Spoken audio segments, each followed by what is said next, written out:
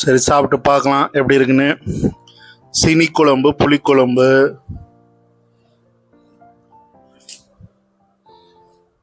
சீனி கிழங்குங்கிறது கொஞ்சம் கொஞ்சம் லைட்டாக இனிப்பாக இருக்கும். ஸோ இது புளிக்குழம்பு, புளி நல்லா கரைச்சி விட்ருக்கிறதுனால இந்த இனிப்பு வந்து சரியாக தெரியாதுன்னு நினைக்கிறேன். சாப்பிட்டு பார்ப்போம். ரொம்ப இனிப்பாக இருந்ததுன்னா கிழங்கு தூக்கி தூர வச்சிட வேண்டியதான். இப்படி இருக்காதுன்னு நினைக்கிறேன். பார்க்கலாம்.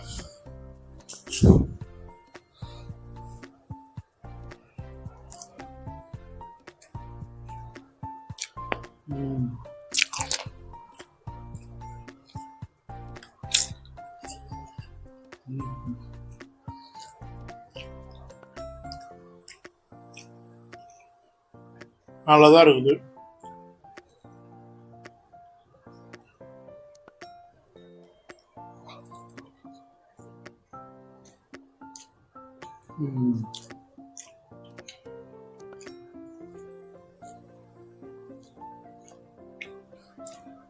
அருமையா இருக்கு. லைட்டா இனிப்பா இருக்கு. ரொம்ப இனிப்பு இல்லை. அந்த புளிப்புக்கும் அந்த இனிப்புக்கும் செம்மையா இருக்குது. எல்லாருமே செஞ்சு பாருங்க இந்த மாதிரி.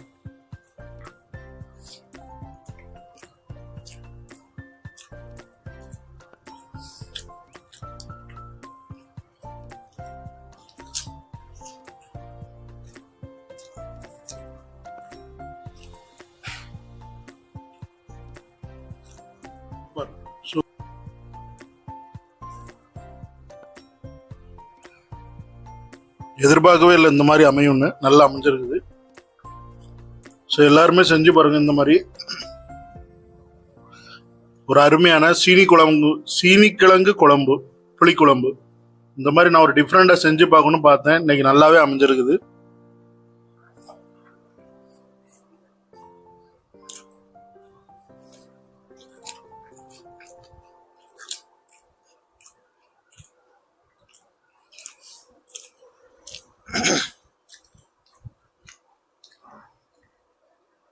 ஸோ எல்லாரும் செஞ்சு பாருங்க. ஓகே, பாய். பிடிச்சிருந்தா லைக் பண்ணுங்க, ஷேர் பண்ணுங்க, சப்ஸ்கிரைப் பண்ணுங்க. மீண்டும் உங்களை நான் அடுத்த வீடியோவில் பார்க்குறேன். பாய், see you.